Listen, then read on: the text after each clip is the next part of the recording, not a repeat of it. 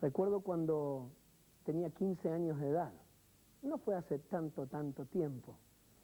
Tuve mi primer empleo. Era mi gran aventura, ver qué significaba eso del mundo de los adultos, de trabajar. En ese tiempo eran 6 horas, pues yo era menor de edad, y qué significaba cobrar mi primer sueldo, mi primer salario. Y estaba muy expectante de qué es lo que iba a suceder con mi vida a partir de esa situación. Y estaba trabajando en una compañía de noticias, la empresa estatal de noticias de nuestro país. Y era una experiencia muy interesante porque era uno de los más, o creo yo, el más jovencito de los empleados de esta compañía. Y me pusieron en todo tipo de lugares, de todo tipo de trabajos, así que yo era el que abría y cerraba las puertas del elevador, era el que llevaba el café a los ejecutivos, era el que hacía los mandados, llevaba algunos sobres o algunos mensajes a otras dependencias de gobierno o algunas otras oficinas. Así que desde mi primer día de trabajo comencé a subir y bajar por todos los pisos de esta empresa. Comencé a conocer cada uno de los detalles, sabía cuáles eran las líneas telefónicas que no funcionaban, sabía cuáles eran los baños que tampoco funcionaban. Conocía todos los detalles de la empresa en la cual yo trabajaba. Conocía a todos los funcionarios, a todos los empleados. Yo sabía el que había faltado ese día porque estaba enfermo, aquel que tenía algún problema o aquel que siempre estaba pidiendo dinero prestado a algún compañero, dónde trabajaba cada uno. Conocía todos o casi todos los secretos de la empresa en la cual yo estaba. Pero era bien interesante porque a pesar de manejar todos esos secretos, diríamos, de esa empresa en la cual yo estaba, nunca pude conocer a los dueños. Nunca pude conocer quiénes eran mis jefes para los cuales yo trabajaba, a los cuales yo servía. Conocía todo lo que funcionaba, todo lo que no funcionaba, conocía todo acerca de la gente que trabajaba ahí, de los horarios, de las actividades que se desarrollaban, pero no conocía a los dueños para los cuales yo trabajaba. Pasaron los años, tuve otros empleos, en algunos pasó lo mismo que en mi primer empleo, y me comencé a involucrar también con la obra del Señor. Nunca imaginé que esa misma situación que yo había vivido en mi primer empleo, también la iba a vivir dentro del cuerpo de Cristo, dentro de la iglesia. ¿Quién sabe si algunos de nosotros estamos sirviendo muy arduamente al Señor, trabajando con todas nuestras fuerzas? Conocemos todo lo que pasa en la iglesia, conocemos todo acerca de los diáconos, de los ancianos, de qué pasa con los jóvenes, a qué hora hay culto, a qué hora termina, dónde se hacen los campamentos. Aún sabemos de cuántos chicles nuevos están pegados debajo del banco de nuestra iglesia cada fin de semana. Quizás conocemos todo acerca de la iglesia y estamos muy involucrados. Pero la pregunta que yo quiero hacerte en este día es, ¿conoces al Dios al cual sirves? ¿Conoces íntimamente a este Dios para el cual trabajas? ¿Al cual le dedicas mucho de tu tiempo? ¿Al cual le ofrendas? ¿Conoces a este Dios? Sí, por supuesto, hermano, por supuesto. Si yo acepté al Señor Jesús como mi Salvador hace 10 años atrás, o hace 20 años atrás, y luego pasé por las aguas del bautismo, claro que lo conozco. Yo tuve mi experiencia de conocer al Señor el 23 de diciembre de tal año. No me refiero a este primer encuentro con Jesús. Me refiero a este sistema de vida, a este caminar continuo con nuestro Dios. ¿Conocemos profundamente a este Dios al cual servimos? Me llama la atención la vida del apóstol Pablo. En la carta que él escribe a los filipenses, en el capítulo 3, del verso 8 al 12, él dice, miren, todo lo que yo sé, todo lo que yo tengo, lo he puesto por basura, lo tengo como pérdida para ganar a Cristo, por la excelencia del conocimiento de Cristo Jesús. ¿Cómo puede ser que un hombre tan bien discipulado, tan bien entrenado, un hombre de la alta sociedad, que había sido instruido a los pies de uno de los maestros más reconocidos de su tiempo, Gamaliel, ¿Cómo puede ser que un hombre que era también ciudadano romano pudiera decir, todo lo que yo he logrado, todo lo que yo he acumulado, todo lo que yo puedo tener, lo tengo como pérdida, lo pongo como basura, como desperdicio para conocer a este Dios? Ahora, ¿sabes? Esta declaración del apóstol Pablo no fue hecha a los 2 meses de su conversión, ni tampoco a los 2 años, ni tampoco a los 10 años. Pablo hace esta declaración con toda esta frescura, con todo este fuego, después de 26 años de convertido. Él dice, todo lo tengo como pérdida por la excelencia del conocimiento de Cristo Jesús. ¿Acaso Pablo no conocía a Dios? Él ya estaba enseñando y tenía muchos discípulos hace mucho tiempo. Así que él, podríamos decir, ya conocía a Dios, era bien instruido en los caminos de Dios. Pero parecería ser que esta necesidad, esta desesperación de tener una intimidad mayor, un enamoramiento más profundo con Jesús, esto era lo que más le importaba a Pablo. Todo, aún el ministerio, su reputación, su imagen, todo lo pongo como pérdida a un costado por la excelencia del conocimiento de Cristo Jesús. Juan 17:3 dice este pasaje que el propósito de la vida eterna, el propósito, la razón de la vida eterna es que le conozcamos a Él, que te conozcan a ti, Señor. Este es el propósito. ¿Sabes? Algunos de nosotros decimos, bueno, yo me quiero salvar del infierno, quiero hacer algunas buenas obras, quiero servir al Señor, me arrepiento de mis pecados, me bautizo, doy algunos diezmos, doy algunas ofrendas, y ya conozco al Señor, y ya estoy en sus caminos, y quiero tener la vida eterna, y quiero caminar por las calles de oro, y quiero estar ahí con el Señor cuando allá se pase lista. ¿Y sabes? El propósito de tu vida eterna, de mi vida eterna, de todos estos, no sé, ¿cómo lo podemos medir? 100 millones de años, 1000 millones de años, eterna, no tiene fin.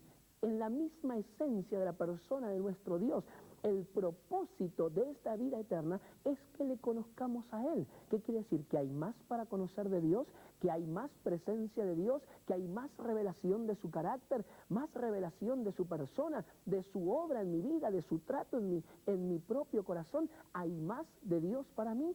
Claro que hay más de Dios. Hay mucho más que Dios tiene para mi vida. Es el propósito de la vida eterna, que le conozcas a Él cada día y en cada etapa de tu vida y de mi vida. Claro, los musulmanes, ellos dicen sumisión a Dios. Ellos tienen a Dios como se ven delante de Dios como súbditos. No existe relación. Y esto es lo que nosotros queremos predicar en esta gran frontera, que son más de 1000 millones de habitantes que están bajo el Islam. Declaran sumisión a Dios, pero tienen la imagen de un Dios férreo, de un Dios duro, de un Dios inamovible, de un Dios con el cual no podemos relacionarnos, de un Dios que no es padre, que es un jefe, que es un rey poderoso, y nosotros sus súbditos que tenemos que obedecerle, y si así lo hacemos, tendremos un premio en la vida venidera. ¿Sabes que aquellas cosas que nosotros pensamos reflejan luego nuestro accionar? De acuerdo a lo que yo pienso, de acuerdo a eso que pienso, voy a actuar. De acuerdo a la imagen que tú y yo tengamos de Dios, será nuestra relación con Él. De acuerdo a la idea que nosotros tengamos de su reino y de su iglesia, será nuestro vínculo, nuestro relacionamiento, nuestro involucramiento. Porque nosotros hacemos conforme a la idea que tenemos, a aquellas cosas que pensamos. Y acompáñame este pasaje, me gusta usar pasajes conocidos. Mateo capítulo 16, del verso 13 al verso 16.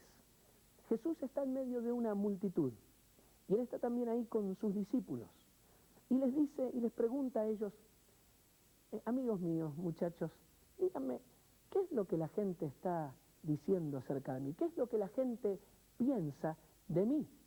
Y bueno, los discípulos comenzaron a decirle, bueno, algunos creen que eres Jeremías, algunos creen que eres Elías, que eres Juan el Bautista, que eres o alguno de los otros profetas. Son las ideas que la gente tiene acerca de ti. Ajá. La gente comenzaba a expresar su opinión acerca de quién era este Jesús. ¿Qué es lo que dice nuestra sociedad moderna acerca de Jesús? Algunos dicen que Jesús era un buen hombre, otros le tienen como un símbolo de la paz en el mundo, otros le tienen como un profeta, otros le tienen como alguien que puede blanquear sus conciencias en algún momento difícil de su vida, otros le tienen a Jesús como alguien a quien pedir auxilio en un momento de desesperación. Pero luego viene la pregunta, al grupo más íntimo, al grupo más cercano que Jesús tenía, sus discípulos. Muchachos, díganme, ¿y ustedes? ¿Qué piensan acerca de mí? ¿Y ustedes, quién creen? ¿Quién creen ustedes que yo soy? ¿Te imaginas? No había revelación de esta verdad que hoy nosotros tenemos. No estaba el Nuevo Testamento. La mayoría de ellos eran gente del vulgo, no eran gente instruida, y era una pregunta muy difícil. Así que ellos comenzaron a escuchar esta pregunta, quizás mirando para arriba, mirándose entre ellos. ¿Qué le vamos a decir? ¿Y ustedes qué piensan de mí? Y en ese momento Pedro, como algunos de nuestros niños en la escuela, sí, arrebatado, siempre este Pedro que cuando entraba a un lugar, siempre primero entraba con la boca y luego con todo el cuerpo detrás. Pedro levantando la mano, yo Señor, yo quiero decir, ¿quién eres tú para mí? Y Pedro comienza a hacer esta tremenda declaración. Tú eres el Cristo, el Hijo del Dios viviente. ¿Te imaginas los demás discípulos? ¡Qué barbaridad está diciendo este Pedro! Siempre metiendo la pata, siempre cometiendo errores, siempre hablando de más. Hasta que llega la respuesta de Jesús. Bienaventurado eres Pedro, bienaventurado eres Pedro, porque esto no te lo reveló ni carne ni sangre, no te lo dijo nadie. ¿Sabes quién te lo dijo, Pedrito? Te lo dijo mi papá, te lo dijo mi Padre que está en los cielos. El Padre te habló. ¿Te imaginas? Los discípulos no podían creerlo. El Padre le había hablado a Pedro. ¿Te imaginas a Pedro? Tampoco podía creerlo. El Padre me habló. ¡Qué impacto! El Padre le había revelado quién era Jesús. Y le dijo, eres bienaventurado. Y luego viene toda esta bendición, que tú eres piedra, y sobre esta roca voy a edificar mi iglesia. ¡Qué tremenda bendición que Dios le da a Pedro! Luego dice la Escritura que Jesús iba caminando y comenzó a anunciar que era necesario padecer en Jerusalén.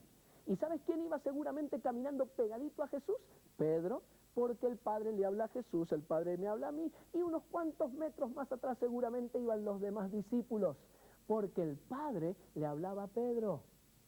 ¿Qué imagen, qué idea tenemos nosotros de Dios? Una vez una hermana en la iglesia me dijo, Alejandro, yo no puedo ver a Dios como un padre.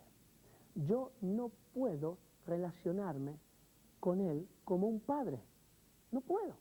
Ella había tenido una situación muy difícil en su familia. Había tenido conflictos en su hogar y con su padre. Y era muy difícil sacar a Dios o no limitar a Dios solamente como un rey o como alguien grande o poderoso, sino era muy difícil para ella verle como un papá.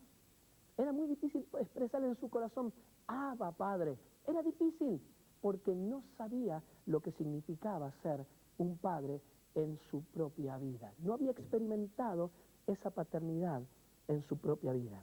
¿Qué idea tienes tú de Dios? Yo quiero decirte algunas de las ideas con las cuales yo crecí. Algunos de nosotros pensamos que Dios es como un Dios bonachón, un Dios buenazo, como esos gorditos buenos, que siempre son tan simpáticos, y uno le dice, ¿y qué te parece esto? Y dice, sí, me parece fabuloso. ¿Y qué te parece lo otro? Sí, me parece genial. Y estoy de acuerdo con todo. Esos gorditos buenos, esa gente buena, que nunca tiene problemas, que a todo dice que sí. Total, no hay problema con Dios. Dios y nosotros podremos pecar, pero donde abundó el pecado, sobreabundó la gracia. Total, ¿qué le hace una mancha más al tigre? A veces tenemos este concepto de Dios, de un Dios que todo le da lo mismo, que todo le parece bien, que nunca va a decir, no, momentito, que nunca va a poner una marca de corrección sobre mi vida. Y muchas personas, y también en la iglesia, han crecido con esta idea de Dios. Otros tienen un concepto un poquito más distinto, diferente de Dios. Le ven a Dios como un Dios vigilante, como un Dios que está ahí listo para castigar, listo para ver mis equivocaciones, para ver mis faltas, con una lupa así, grandota, mirándome a ver dónde me equivoco para enviar el fuego consumidor sobre mi vida. Y era una de las ideas que yo tenía de Dios. Desde pequeño cantaba en mi escuela dominical ese corito que decía, cuida tus ojos lo que miran, cuida tus oídos, cuida tus pies, cuida tus manos, cuida todo, pues tu Padre Celestial te vigila con afán. Y yo estaba ahí, me estará viendo con una lupa enorme, ya listo para disciplinarme, y listo, y ya viene el juicio final. Me acuerdo que una vez un pastor amigo me contó su conversión. Y él me decía que cuando él tenía 14 años, vivía en el campo. Yo había escuchado, porque su familia eran cristianos, había escuchado acerca de los últimos tiempos, del juicio final, y estaba trabajando en el campo y de repente viene una gran tormenta. El cielo comenzó a oscurecer, se levantó un viento muy fuerte y él se asustó y comenzó a pensar que ya era el tiempo, el juicio final y que todo se terminaba. Y todo asustado comenzó a correr hacia su casa. Y no llegaba, y cada vez la tormenta era más grande y el cielo más negro, era cada vez más difícil. Y en un momento de desesperación se arrodilló en medio del campo y dijo, yo acepto al Señor Jesucristo como mi único y suficiente Salvador personal. En medio del temor, por miedo al castigo, por miedo al infierno. Otros le seguimos a Dios, parecería ser por la esperanza del cielo prometido, por la esperanza de lo que Dios me va a dar, del premio de la vida eterna. Y así no es el reino de Dios. Algunos le ven a un Dios como bonachón, otros como un Dios vigilante, un Dios castigador, un Dios que está listo para destruirme y es pendiente de cada uno de mis errores, de mis fallas, para poner su juicio sobre mi vida. Otros creen que es como una balanza. Bueno, yo tengo estas cosas malas, hago estas cosas malas en mi vida, pero también tengo estas cosas buenas. También hago estas obras buenas para la iglesia. También voy a predicar, también diezmo, también ofrendo. Entonces, lo malo que yo hago está balanceado, está compensado por estas obras buenas. Mira, Dios no juega a las balanzas. Dios no hace una suma y resta. Dios mira mi corazón. Él quiere toda mi vida, mi corazón completo, de pie a cabeza. Él me ama celosamente y no hay balanzas con Él. Otros tienen una imagen más o menos parecida a esta. Creen en un intercambio con Dios. Creen que con el Señor, bueno, Señor, si yo hago esto para ti, seguramente tú me vas a bendecir. Hay gente que ofrenda esperando que Dios le multiplique, le dé un carro nuevo, un nuevo trabajo, que gane más, y su motivación al dar es esperar recibir más. Es este negocio, este trueque, este intercambio con Dios. Oh, voy a hacer una peregrinación y voy de rodillas y voy a pagar esto y voy a hacer lo otro, cumplir tal promesa para que Dios me bendiga. Hermano, hermana, Dios es mucho más que esto. Dios no es un vigilante, Dios no hace negocios, Dios no mira la balanza, Dios no es un gordito bueno que todo le da lo mismo, Dios no es un Dios indiferente que está tan ocupado en los asuntos galácticos que no tiene tiempo ni ganas para mirar qué es lo que sucede en mi propia vida. Algunos le vemos así a Dios como indiferente, impersonal, que Él me ve como nos ve como una masa de gente, nos ve en la iglesia, nos ve en la ciudad, pero no nos mira en forma personal e individual. Él conoce tu nombre y apellido, tu historia, te conoce aún desde el vientre de tu madre y tiene un propósito para tu vida. Hermano, hermana, ¿qué es la imagen que tienes de Dios? ¿Con qué Dios te relacionas cada día? ¿Estás enamorado del gran amado, de nuestro amado, nuestro Señor? Esto produce un tipo de creyentes, estas malinterpretaciones, esta falsa imagen de Dios y por lo tanto esta mala relación con Dios, produce un tipo de creyentes que yo llamo los creyentes diet, los creyentes light o los creyentes bajas calorías, aquellos creyentes que no son comprometidos con Dios, que están en la iglesia, pero lo único que están ahí es para buscar nuevas experiencias, para sentirse mejor, que me oren, que me bendigan, que me apoyen, que me inyecten, que me aconsejen, y siempre todo alrededor de su vida, todo circunscrito a sus intereses, a sus propias necesidades. Así que estos creyentes, cuando tienen que comprometerse con algo, cuando tienen que pagar el precio, cuando tienen que hacer algo que les cueste para Dios, dicen, no, porque no me gusta, hoy no voy porque hace frío, mañana porque hace calor, y porque no tengo el parking para estacionar, o lo que sea. Parece que todo el evangelio se ha puesto a su entera disposición. Son creyentes sin compromiso, diet, light, bajas calorías. Y el Señor está llamando un pueblo, quiere levantar un pueblo enteramente comprometido con Él, pero no como una carga pesada, no como algo así, bueno, tenemos que sacrificarnos, tenemos que obedecer a nuestro Dios, no. El compromiso en la obra cristiana es un reflejo de cuánto amo a mi Señor. El involucramiento en la obra de Dios es un reflejo natural de algo que está sucediendo entre Dios y yo. Yo no quiero ser un creyente light, ni diet, ni bajas calorías. Pedro tuvo esta revelación, tú eres el Cristo, el Hijo del Dios viviente. Habitualmente en nuestras iglesias decimos que el cristianismo no es una religión, es una relación. Y lo decimos, y lo sabemos, lo entendemos, pero muchas veces no lo vivimos como tal. Y esto es el cristianismo, es una relación dinámica, una relación viva, es un encuentro entre dos que se aman. Pablo habla de conocer a Dios. ¿Qué es lo que nosotros entendemos por conocer a Dios? Déjame darte dos acepciones o dos interpretaciones de esta palabra conocer. La más conocida es la que nosotros hoy utilizamos, que tiene su origen en el griego, que viene de esta palabrita conocer, gnosis. Gnosis es conocer a través de la razón, es conocer a través de mi entendimiento, conocer a través de mi razonamiento. Esta terminología, gnosis, que viene del pensamiento griego, es la que hoy nos gobierna, es la que hoy con la cual nosotros nos dirigimos, gnosis, aprendemos a través de la razón. Pero en el concepto hebreo de conocer, la palabra que se utilizaba era otra, era yada, yada. Yo ni sé cómo se escribe, pero se pronuncia más o menos así, yada.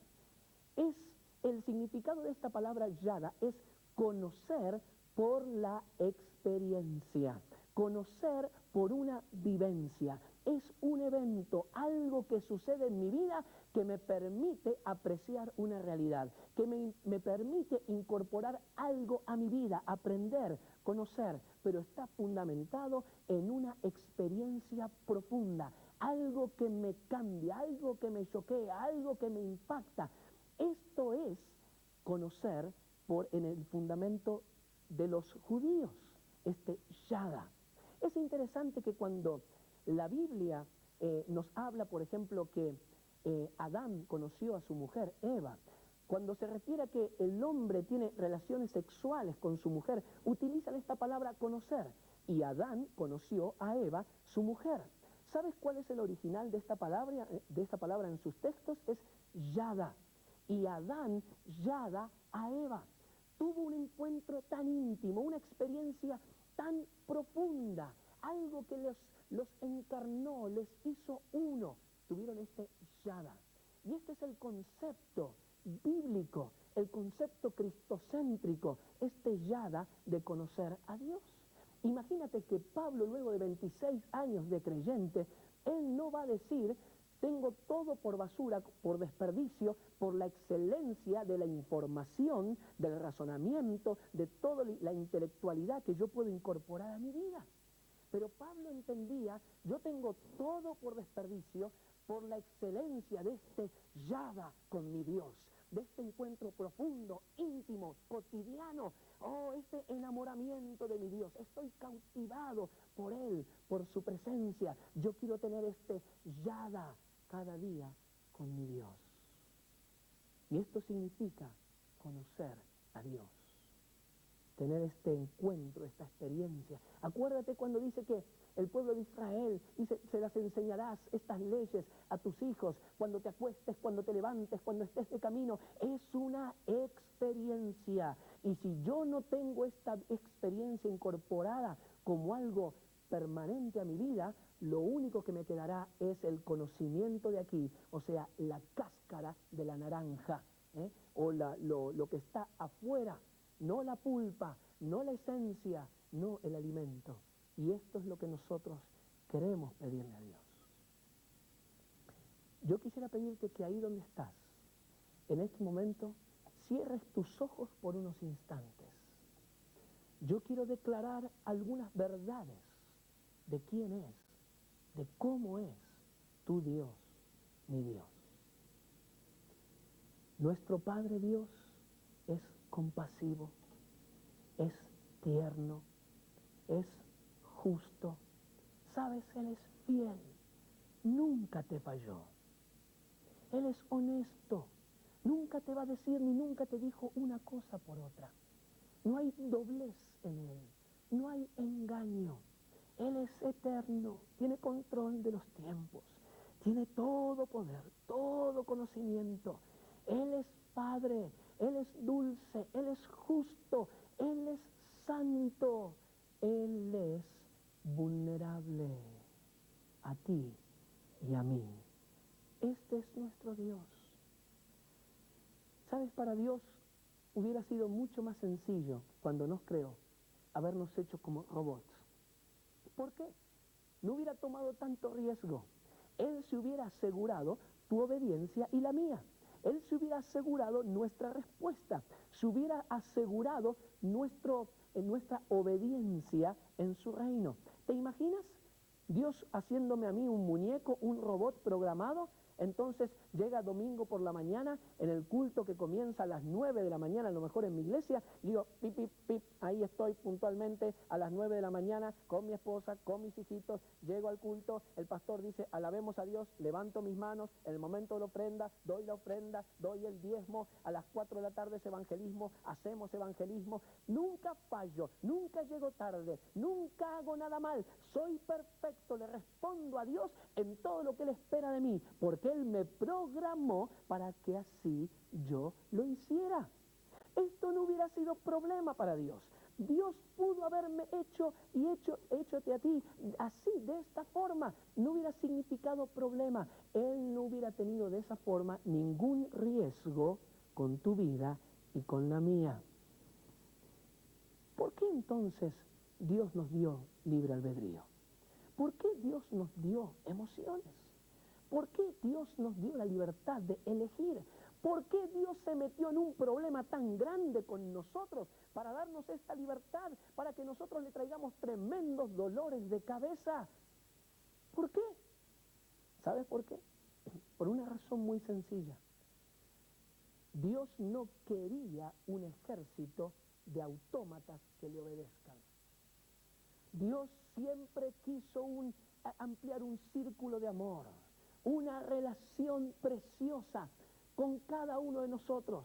Él siempre quiso relacionarse, expresar, volcar su amor, su ternura, su paternidad con cada uno de nosotros. Por eso no nos hizo máquinas, por eso nos hizo personas relacionables, con capacidad de relacionarse. Pero no solo esto, Él no podría haber tenido relación con nosotros, un vínculo con nosotros, si Él mismo no se hubiera hecho vulnerable. Hermano, ¿qué me está queriendo decir? ¿Que Dios no es tan grande? ¿Que Dios pierde todo su poder? ¿Que Dios ya no es tan, porque se hace vulnerable a mí, a alguien tan pequeño como yo? ¿Sabes? Justamente ahí está la grandeza de tu Dios, la grandeza de mi Dios, que Él eligió hacerse vulnerable para tener este vínculo con nosotros. No puede haber relación sin vulnerabilidad. No existe relación entre personas sin una mutua vulnerabilidad. La vulnerabilidad es la capacidad que otros tienen de traer alegría a mi corazón o de traer una profunda tristeza. Es la capacidad que otras personas relacionadas conmigo tienen de poner como ese dedo aquí en el esternón, en este punto débil. Tienen la capacidad de quebrarme. Mira, yo puedo estar conduciendo en cualquier ruta, en cualquier calle de nuestra ciudad, y a veces pasa algún otro conductor, y a lo mejor estuvimos a punto ahí de chocar, a punto de tener un accidente, y me grita y me dice de todo. Y bueno, a mí mucho no me afecta, pasa el momento, me olvido, y aunque me insulte o me diga algo, bueno, ya pasó, le contesto bien, no me afecta, porque no tengo un trato, no tengo un vínculo con esa persona. Pero ¿sabes? En mi casa yo tengo una esposita a quien amo mucho, a mi Martita, y tengo 2 niños, Diego y Paula, que son las 3 personas que tienen la mayor capacidad que te puedas imaginar para elevarme y ponerme en la gloria o llevarme hasta los lugares más bajos y más terribles y hacer saltar en mí esos enojos y pero ¿por qué? ¿Y cuándo? Y no corresponde y está mal. ¿Por qué? Oh, si alguno de mis hijos me dice, papá, tú eres un tonto, hay algo que se quiebra dentro mío, porque soy vulnerable.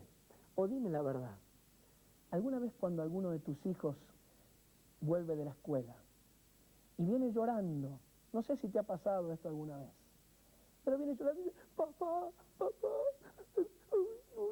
otro muchacho me pegó acá, delante de todo, papá, mira. Y tú ves que tu hijo viene de la escuela llorando. En ese preciso momento hay algo dentro tuyo que comienza a surgir como un volcán y dices, ¿quién fue? Yo voy a ir a la escuela, voy a hablar con el director. ¿Quién fue el que le pegó a mi hijo? ¿Quién fue el que se metió con mi hijo? Porque tocó nuestras fibras más íntimas. Somos muy vulnerables. Esto sucede en la relación matrimonial, sucede entre hermanos, entre amigos.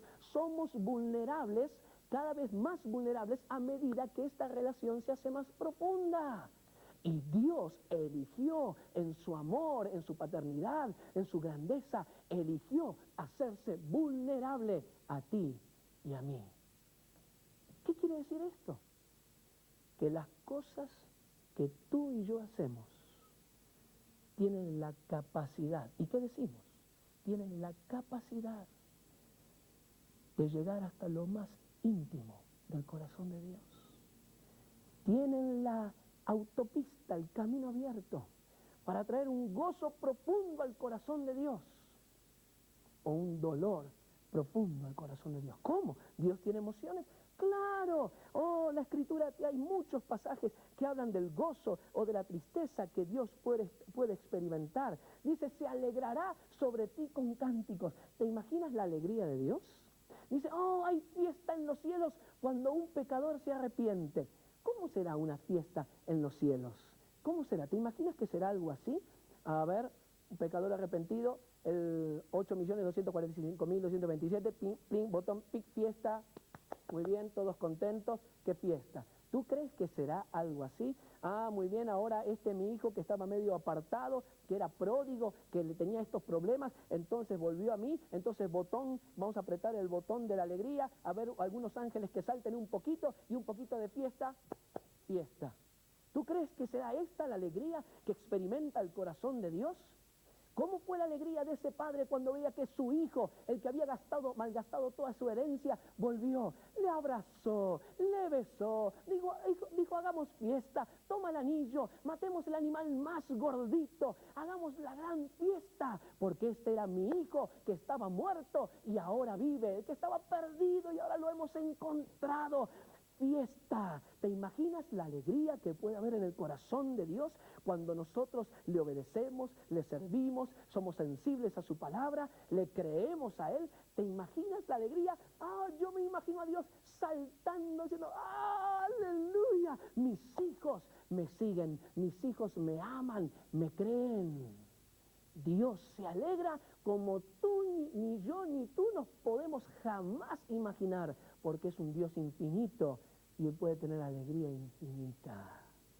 Pero también nosotros tenemos la capacidad de traer tristeza al corazón de Dios.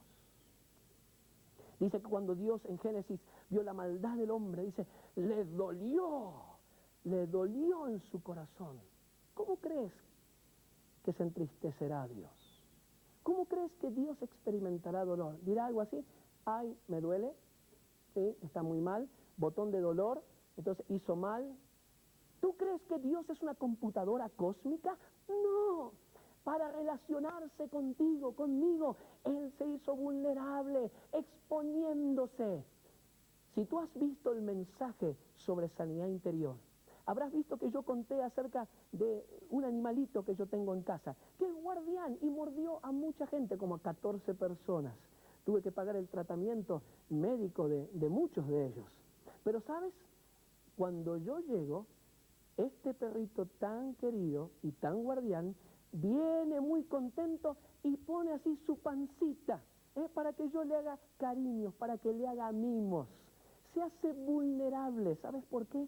Porque confía. No pone el lomo, no pone sus espaldas, pone su parte más vulnerable. Se entrega a su amo porque confía en su amo. Y así hacemos nosotros con nuestras relaciones. Nos entregamos, damos nuestra parte más vulnerable. Dios hace lo mismo con cada uno de nosotros. ¡Qué tremendo! Este es nuestro Dios. Cuando Jesús le preguntaba a Pedro, Pedro, ¿me amas? Y otra vez, Pedro, ¿me amas? Y otra vez, Pedro, ¿me amas? ¿Sabes? Nuestra santidad es relacional. Nuestra santidad, nuestra vida en santidad, no es el cumplimiento de una lista de preceptos. Nuestra santidad no es un cumplimiento de 8, 10, 15, 20 cosas que se pueden o no se pueden hacer. Que cuando hacemos mal nos sentimos medios culpables y cuando hacemos bien nos sentimos mejor. Esto no es la santidad. La santidad es un hecho relacional con Dios. Yo quiero andar en santidad porque mi Dios es santo, porque Él se ha hecho vulnerable a mí, porque hay una relación entre nosotros. Oh, los hijos que están viendo este video, nunca has dicho, yo no quiero hacerlo porque a mi papá no le gusta, porque a mi mamá le traería mucho dolor, le entristecería. Y no hacemos las cosas malas que a Dios entristecen porque le amamos, porque le amamos. Yo quiero contarte una historia que me sucedió cuando estaba comenzando mi ministerio. Tenía 18 años de edad, estaba predicando en la ciudad de Porto Alegre, en Brasil, y estaba predicando en una campaña, varias noches, y estábamos viendo enfermos sanarse, personas que estaban atadas, ser liberadas. Era algo fabuloso. ¿Sabes? Terminamos esa reunión, esa campaña, y fuimos con el pastor que patrocinaba la campaña a un lugar para cenar. Todos los restaurantes ya estaban cerrados, así que el único lugar que encontramos disponible era de estos pequeños negocios que hay en la calle que venden hot dog, panchos o completos, como dirían en Chile, no sé cómo dicen en tu país, pero alguno de estos tres yo sé que me vas a entender, o hot dog, o panchos, o completos. Estas salchichas con el pan, ahí está, en otras palabras. Entonces, era muy rico y le pusimos estas crema de cacahuate, palta, y ahí nosotros estábamos disfrutando nuestro pancho, nuestro completo. Fuimos a la casa del pastor, yo me fui a mi habitación y me fui a dormir, a descansar para prepararme para el otro día.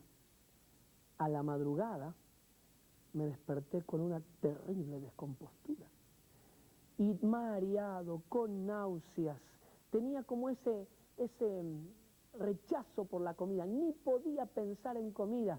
Y yo decía, no, ¿qué me pasa, Señor?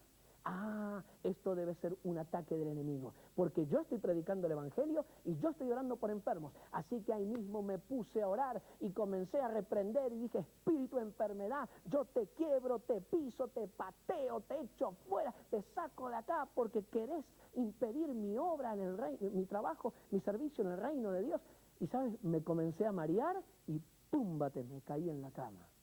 Así que dije, no, este es un ataque del diablo, lo vamos a vencer, voy a juntar fuerzas otra vez, y me volví a poner en pie y otra vez comencé, toda obra enfermedad, yo la quiebro, la deshago, y otra vez me mareé y púmbate a la cama. Y junté un poquito más de fuerzas, dije, la tercera es la vencida, no me vas a ganar, diablo. Me paré otra vez y dije, espíritu de enfermedad, yo estoy sirviendo al Señor. Y otra vez me mareé y caí en la cama. Ya no tenía ni fuerzas para orar, ya no tenía ni fuerzas para reprender. Y comencé a orar distinto. Y dije, Señor, Señor, me siento mal.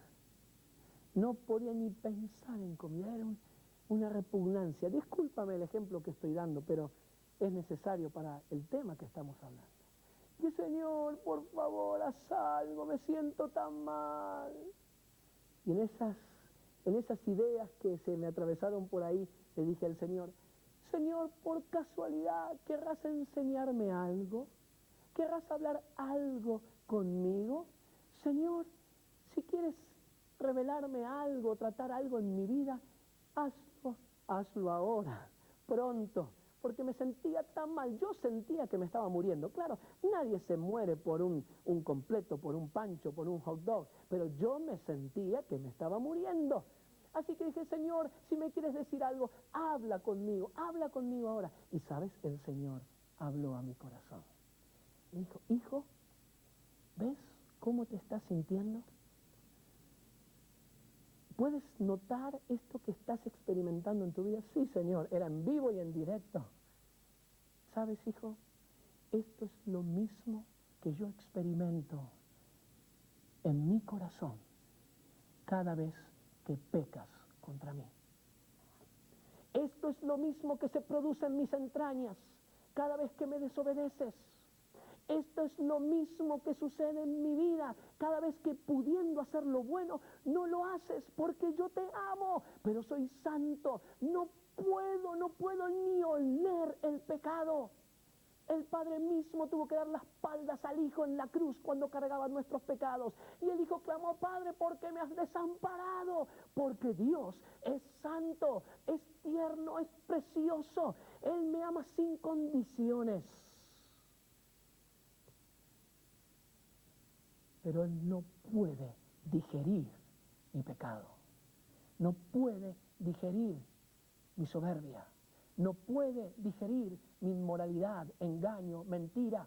Él no puede tener contacto con las críticas, con los celos, con las envidias, con las comparaciones, la competencia. Él no puede, porque Él es santo. Por eso entiende, mi hermano, mi hermana, no es una lista que hay que cumplir. Esta santidad en la cual Dios nos quiere poner, colocar a ti y a mí, es esta santidad relacional que viene de este yada con Dios, de esta relación profunda, de que estoy tan enamorado de Él que no quiero ofenderle, quiero aborrecer todo aquello que sea opuesto y contrario a su santidad, a su persona. Su santidad es hermosa. ¿Sabes? Este hombre sabio que escribió en Eclesiastés, capítulo 12, verso 13, él termina toda su sabiduría en esto. Dice, el fin de todo discurso oído es este. El fin de todo discurso oído es este. Teme a Dios y guarda sus mandamientos, porque este es el todo del hombre. Teme a Dios y guarda sus mandamientos, porque esto es el todo del hombre. Dice por eso la Escritura que el principio de la sabiduría es el temor a Dios, que el temor a Dios es aborrecer el mal. Hermano, hermana, yo quiero desafiarte a través de este video a que puedas entrar en una nueva dimensión de esta vida con Dios. No una vida religiosa, no una vida pesada. Oh, el Señor dice, vengan, vengan a mí, los que están trabajados, los que están cargados. Yo te quiero hacer descansar, quiero poner sobre ti mi yugo. Es suave, la carga es ligera. ¿Sabes cuál es este yugo, esta carga ligera que Dios quiere poner en tu vida? ¿Sabes cuál es? Es este yada, es este estar enamorado de Dios, es esta vulnerabilidad. Oh, ¿sabes? Dios se ha hecho tan vulnerable. Yo quisiera orar en unos instantes y pedirle al Señor que nos revele más de esta, su grandeza, de su paternidad, de su vulnerabilidad, de cómo nosotros podemos traer gozo profundo a su corazón, de cómo nosotros podemos partir su corazón por rechazarle, por darle las espaldas. Ah, Señor, Señor, oh, cuando le decías a tu pueblo, con cuerdas humanas te atraje, con cuerdas de amor, dime, Efraín, ¿qué te he hecho?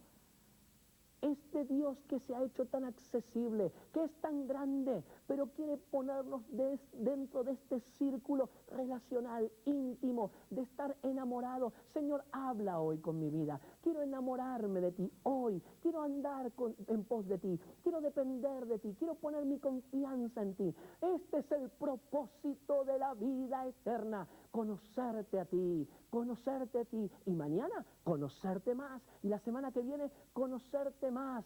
Oh, yo quiero decir como Pablo, todo lo que soy, todo lo que tengo, lo pongo por desperdicio. Pero cuántas cosas eran para mi ganancia, las he estimado como pérdida. Las he estimado como pérdida por amor de Cristo. Y ciertamente aún estimo todas las cosas como pérdida por la excelencia de este yada, de este conocimiento de Cristo Jesús, mi Señor, por amor del cual lo he perdido todo y lo tengo por basura para ganar a Cristo y ser hallado en Él, no teniendo mi propia justicia, que es por la ley, sino la que es por la fe de Cristo, la justicia que es de Dios por la fe, a fin de conocerle y el poder de su resurrección y la participación de sus padecimientos, llegando a ser semejante a Él en su muerte, si en alguna manera llegase a la resurrección de entre los muertos, no que lo haya alcanzado ya, ni que ya sea perfecto, sino que prosigo por ver si logro asir aquello para lo cual fui también asido por Cristo Jesús. Señor, yo quiero darte gracias. Quiero darte gracias por cada uno de mis hermanos y hermanas que en este momento está viendo este video. Señor, pido que envíes tu revelación. Envía tu palabra, Señor, y nuestras vidas serán transformadas. Envía tu palabra, Señor, a nuestros corazones y seremos atraídos a ti, seremos enamorados de ti. Señor, te amamos con todas nuestras fuerzas.